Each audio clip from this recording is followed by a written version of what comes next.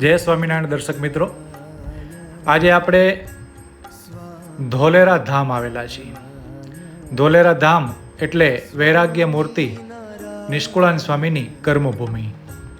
અહીંયા શ્રીજી મહારાજ અનેક વખત પધારેલા છે અને ધોલેરા ગામમાં તેમજ ધોલેરા મંદિરમાં જે પ્રસાદી સ્થાનો છે કે જ્યાં મહારાજ આવેલા છે, મહારાજે પ્રસાદીનો કરેલા છે, એ તમામ પ્રસાદી સ્થાનના આપણે દર્શન કરીશું. સામે જે આપણને કમાન દેખાઈ રહી છે એ ધોલેરા મંદિર બાંધતી વખતે એટલે કે ધોલેરા મંદિરના નિર્માણ વખતે સદગુરુ નિષ્કુળાન સ્વામીએ પોતે જાતે આ કમાન બનાવેલી છે અને આ કમાનના આપણને દર્શન થઈ રહ્યા છે. એવી આ પ્રસાદીની કમાન છે.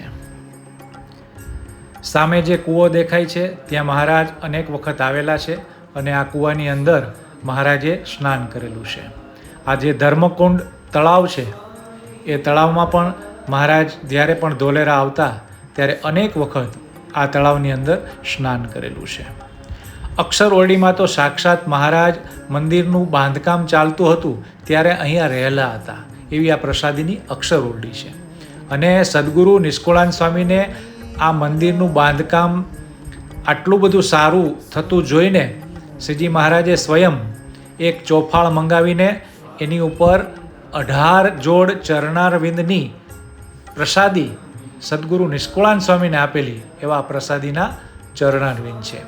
અને મહારાજને ગમતું મહાભારતનું પુસ્તક સદગુરુ ગોપાળન સ્વામી ભાવનગરથી લાવેલા એ સામે જે પુસ્તક દેખાય છે એ સદગુરુ ગોપાળન સ્વામીનું ભાગવત છે, એ પણ પ્રસાદીનું છે.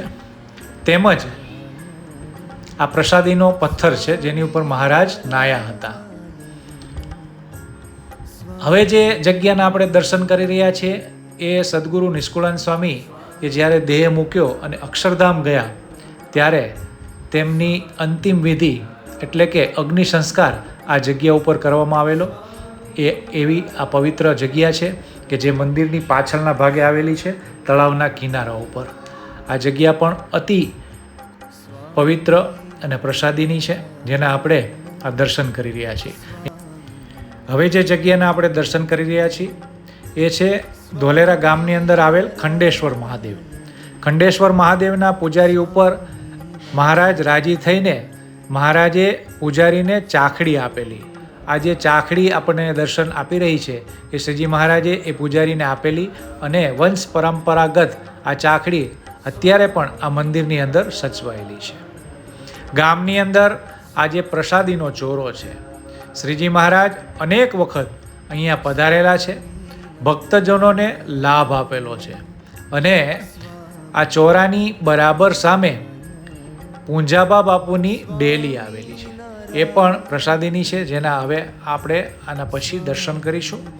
આ ચોરો અત્યારે હાલમાં સરસ મજાનો રિનોવેશન કરીને મૂળ સ્થિતિમાં જેવો હતો એવો જ રાખેલો છે, પણ થોડું રિનોવેશન કરેલું છે. મહારાજે આ ચોરામાં ઘણી વખત અહીંયા સભા ભરેલી છે. સામે જે દેખાય છે એ પૂંજાબા બાપુની ડેલી છે જે ગામ દરબાર હતા અને મહારાજને એ ધોલેરા લાવેલા. આ પૂંજાબા બાપુની મેળી ઉપર મહારાજ અનેક વખત પધારેલા છે, નિવાસ કરેલો છે.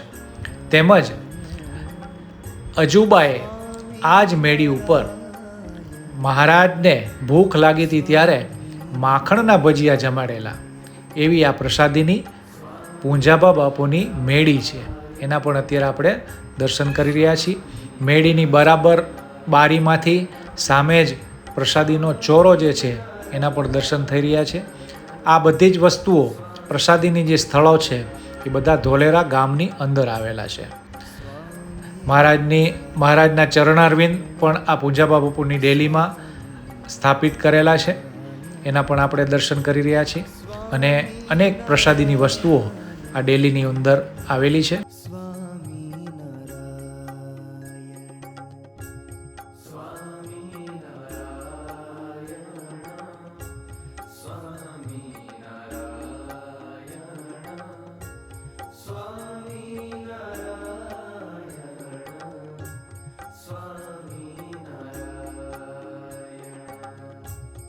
સ્વામી નારાયણ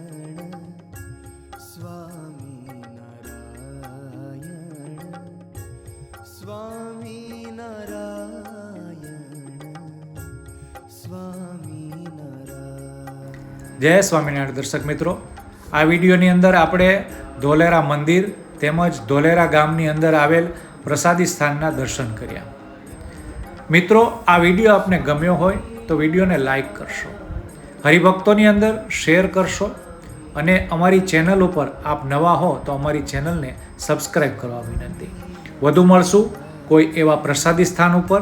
ત્યાં સુધી આપના કલ્પેશ ગઢવીના. જય સ્વામિનારાયણ.